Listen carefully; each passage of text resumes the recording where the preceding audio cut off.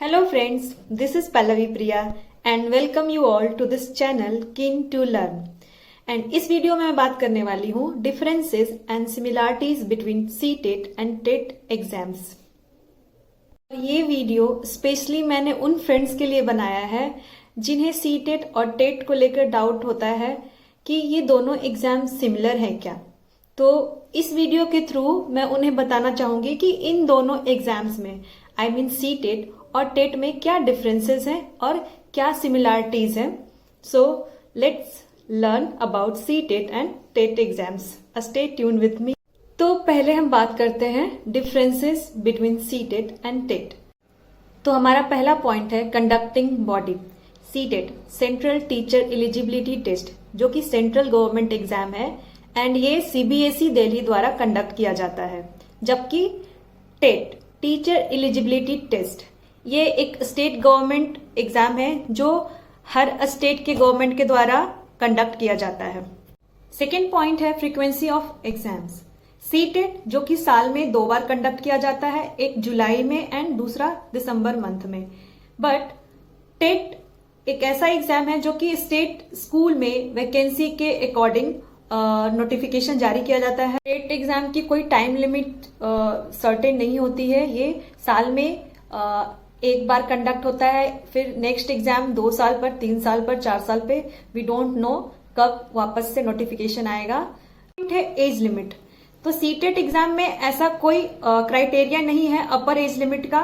एक 22 years old candidate और एक 45 इयर्स ओल्ड कैंडिडेट दोनों इस एग्जाम में अपीयर हो सकते हैं। बट टेट एग्जाम में स्टेट द्वारा क्राइटेरिया दी गई होती है एंड उस क्राइटेरिया के अंदर अगर आपकी एज है तभी आप इस एग्जाम में अपीयर हो सकते हो। नेक्स्ट पॉइंट है medium of paper. So CTET में आप जिस भी लैंग्वेज में कंफर्टेबल हैं उस लैंग्वेज में आप पेपर दे सकते हैं। जैसे कि अगर आपका लैंग्वेज कन्नड़ा है तो आप अपना पेपर कन्नड़ा लैंग्वेज में चूज कर सकते हैं देने के लिए as a medium. But TET में बिल्कुल भी ऐसा नहीं है। टेट में आपको उस स्टेट की लैंग्वेज की फ्लुएंसी होनी चाहिए तभी आप इस पेपर के लिए एलिजिबल माने जाएंगे। सपोज अगर आप महाराष्ट्र टेट देने वाले हो तो आपको मराठी लैंग्वेज अच्छी तरह से आनी चाहिए। ठीक वैसे ही अगर आप कर्नाटका के टेट एग्जाम में अपीयर होने वाले हो। Now other point is certificate validation. अगर आप सीटेट क्वालिफाई करते हो तो आपके सर्टिफिकेट की वैलिडिटी 7 इयर्स तक की होती है एंड अगर आप टेट क्वालिफाई करते हो तो इसकी मोस्टली स्टेट में वैलिडेशन जो होती है सर्टिफिकेट की वो 4 to 5 इयर्स तक की होती है। Now next point is very important क्योंकि ये बात करता है टीचिंग जॉब्स के बारे में। सो अगर आपने सीटेट क्वालिफाई किया है तो आप सेंट्रल टीचिंग जॉब्स के लिए एलिजिबल माने जाते हो। जी हाँ, जैसे कि नवोदय विद्यालय, केंद्रीय विद्यालय, दिल्ली बोर्ड और any army school. In school में जब भी कोई वैकेंसी होती है टीचर्स की और ये एग्जाम कंडक्ट करते हैं तो आपने क्योंकि सीटेट क्वालिफाई कर रखा है तो आप इस एग्जाम्स में अपीयर होने के लिए बिल्कुल ही एलिजिबल हैं। एंड अगर आप इन पर्टिकुलर बॉडीज के द्वारा कंडक्ट किए गए एग्जाम में क्वालिफाई करते हैं आफ्टर सीटेट तो एक सेंट्रल टीचर जॉब आप पा सकते हैं। जबकि टेट के साथ ऐसी बात नहीं है।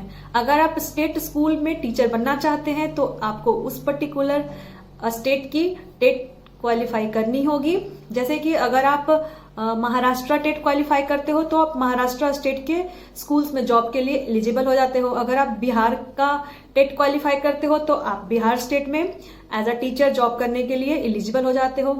तो सिंपल सी बात है, स्टेट गवर्नमेंट के लिए टेट क्वालिफाई करनी होती है एंड सेंट्रल गवर्नमेंट जॉब्स के लिए सीटेट क्वालिफाई करनी होती है।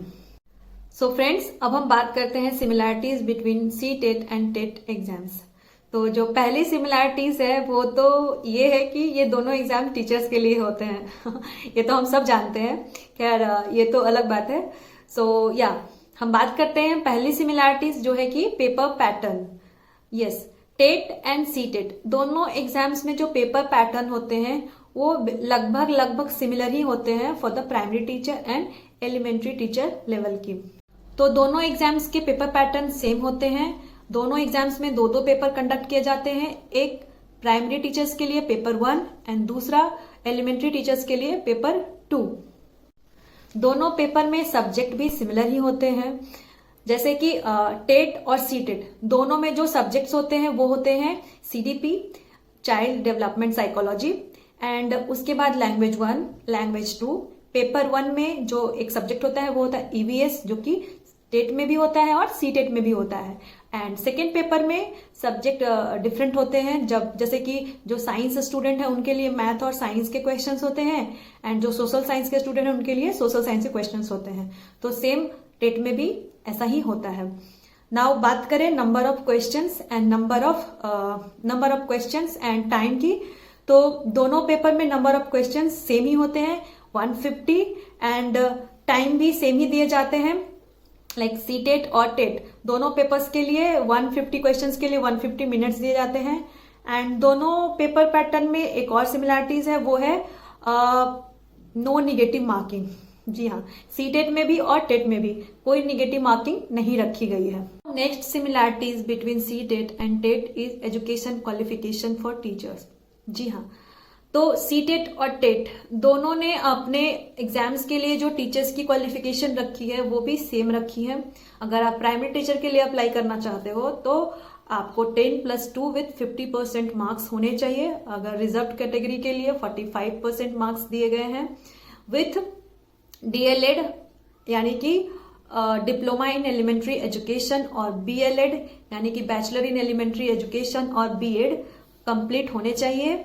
एंड एलिमेंट्री टीचर्स के लिए अपने सब्जेक्ट में आपको ग्रेजुएशन होना चाहिए। जैसे कि आप अगर साइंस के स्टूडेंट हो तो आपको किसी भी साइंस सब्जेक्ट में ग्रेजुएशन होना चाहिए विथ 50% मार्क्स। अगर आप आर्ट्स के स्टूडेंट हो तो आपकी जो भी ह्यूमैनिटीज और लैंग्वेज जो भी आपके सब्जेक्ट है उसमें भी 50% मार्क्स होने चाहिए। एंड सेम वैसे ही जो रिजर्व कैंडिडेट हैं उनके लिए 45% मार्क्स दिए गए हैं। एंड उसके साथ बीएलएड यानी कि बैचलर इन एलिमेंट्री एजुकेशन और BEd bachelor in education complete होना चाहिए। सो ये थे बात एजुकेशन क्वालिफिकेशन की। Last but not least, type of questions. तो सीटेट एंड टेट दोनों एग्जाम्स में जो टाइप ऑफ क्वेश्चंस होते हैं वो एमसीक्यू बेस्ड होते हैं। एंड फ्रेंड्स, तो ये सारे पॉइंट्स थे जो अभी मैंने डिस्कस किए, differences and similarities. And now I hope कि अब आपके मन में सीटेट एंड टेट के लिए कोई डाउट नहीं हो, एंड आप अब क्लियर हो कि क्या डिफरेंसेस और क्या सिमिलरिटीज हैं दोनों एग्जाम्स के बीच में। फ्रेंड्स, इन सारे पॉइंट्स के साथ मैं अपना वीडियो यहीं पे स्टॉप करती हूँ। अगर आपको कोई डाउट हो या किसी तरह की कोई क्वेरी हो तो आप कमेंट बॉक्स में पूछ सकते हैं। मैं ट्राई करूंगी आपके डाउट्स को सॉल्व करने की। एंड फिर मिलते हैं नेक्स्ट वीडियो में विद न्यू कंटेंट। तब तक के लिए all the best for your upcoming exams, and thanks for watching this video. So see you, take care, bye bye.